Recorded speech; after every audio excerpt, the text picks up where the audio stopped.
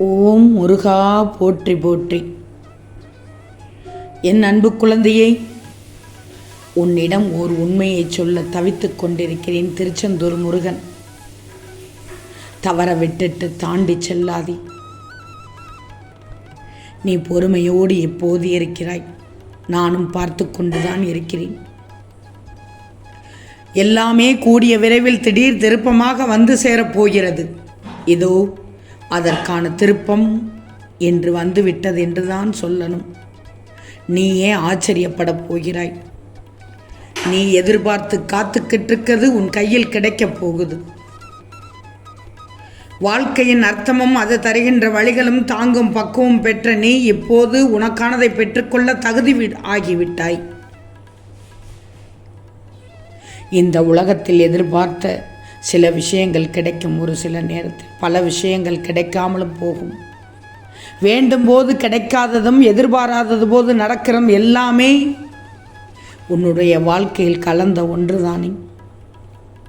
வேண்டியது கிடைக்கும் போது சந்தோஷம் அடைகிறாய், வேண்டியது கிடைக்காத போதும் இழப்புகளை சந்திக்கும் போதும் ஏன் தடுமாறுகிறாய்? பல பாடங்களை கற்றுக்கொள்கிறாய் என்று நினைச்சிக்கோ, பல அனுபவத்தை பெற்றுக்கொள்கிறாய் என்பதை நினைச்சிக்கோ. இது எல்லாமே உன் வாழ்க்கையை உனக்கு உணர வைப்பதற்கும் உனக்கான வாழ்க்கையில் முன்னேற்றத்தை தருவதற்குமான சோதனைகளை தருவதற்காக மட்டும்தான். இதுவரை நீ ஆசைப்பட்டது கிடைக்காமல் இருந்த காலமானது இறந்த காலமாக மாறப்போகுது, கடந்த காலமாக மாறிவிடும். இனி இப்போதைய காலம் நிகழ்காலம் திருப்பு முனை காலமாக மாறிவிட்டது. உனக்கு அந்த திருப்பம் இன்று எவ்வளவு மகிழ்ச்சியை கொடுக்க போகுதுன்னு நம்பிக்கையோடு காத்திரு. இனி பார், உன் வாழ்க்கையில் நீ நிச்சயமாக ஜெயித்து விடுவாய். இனி உன் வாழ்க்கையில் எல்லாமே ஏற்றம்தான், உனக்கு சாதகமாக இருக்கப் போகிறது. நடக்கும் எல்லாத்தையுமே உன் திருச்செந்தூர் முருகன் நான் உனக்கு நடத்தி காட்டப் போகிறேன். இது நல்லபடியாக நடந்து உன் கஷ்டம் முடிவுக்கு வரணும்னு உன் திருச்செந்தூர் முருகன் உறுதியாக சொல்கிறேன். இந்த உண்மையைத்தான் என் பிள்ளைக்கு சொல்ல வந்தேன். மகிழ்ச்சியாக இருக்க வேண்டும் என்றால் உனக்கு பிடித்ததை மட்டும் செய்.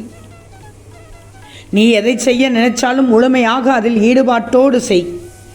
உன் நல்ல எண்ணத்திற்கு நான் தரும் பரிசானது இன்று உன் வீட்டில் நல்லது நடக்கப் போகிறது. அந்த தருணத்தில் என்ன சொல்றதுன்னு தெரியாம விழிப்பாய். ஆனால் உன் நாவோ முருகா முருகா என்று என்னுடைய நாமத்தை சொல்லப் போகிறது. ஆனந்தப்படுவார்.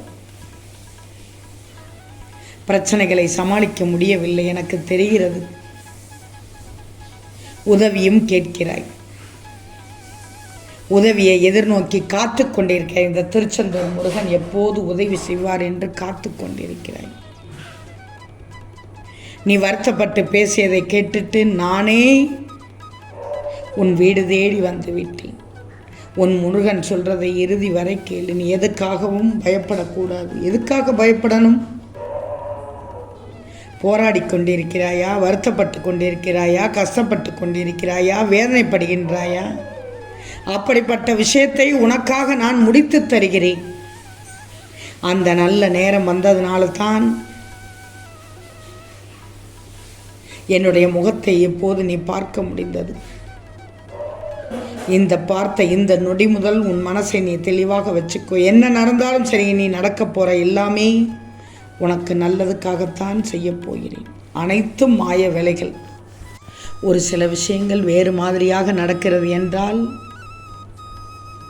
சில விஷயங்களை புரிய வைக்கவே அந்த நிகழ்வுகள் நடக்கும் என்பதை நினைச்சுக்கோ. இந்த நேரத்தில் எதையும் வெறுத்து விடக்கூடாது, கோபப்படக்கூடாது, எரிச்சல் படக்கூடாது.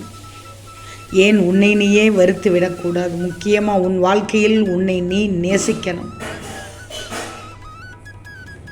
எப்போதும் நீ நன்றாக இருப்பாய், அதை பற்றியெல்லாம் கவலைப்படாதே. வாழ்க்கையில் மாற்றத்தை கொண்டுவதற்கான ஆரம்பமே ஏற்றம்தானே.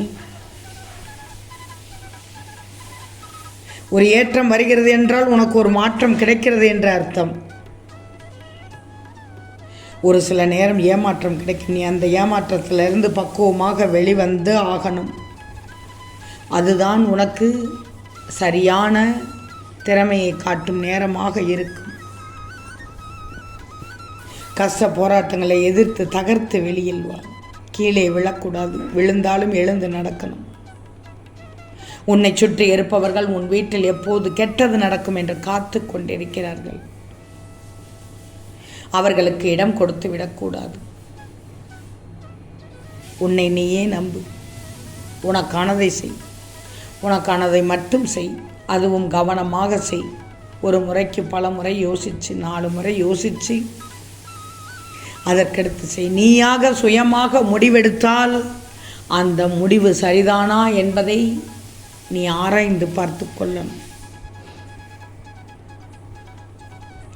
நீ படக்கூடிய கஷ்டத்தை தான் இன்னொருத்தரும் படுவார்கள். படாமல் இருக்க மாட்டார்கள்.